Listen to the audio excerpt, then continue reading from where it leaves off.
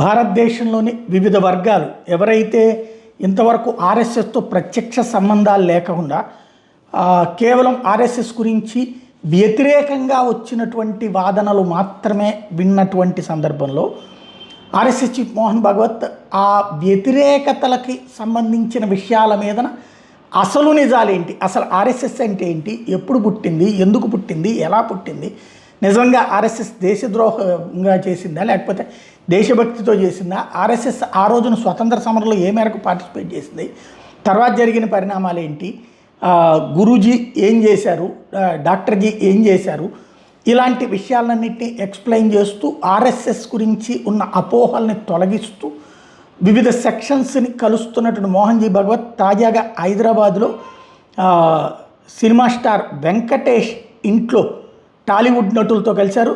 అక్కడే నాగార్జున, నాని, ఇతర టాలీవుడ్ నటులు కూడా కలిశారు. అది ఇప్పుడు కాస్త వైరల్ అవుతున్నటువంటిది.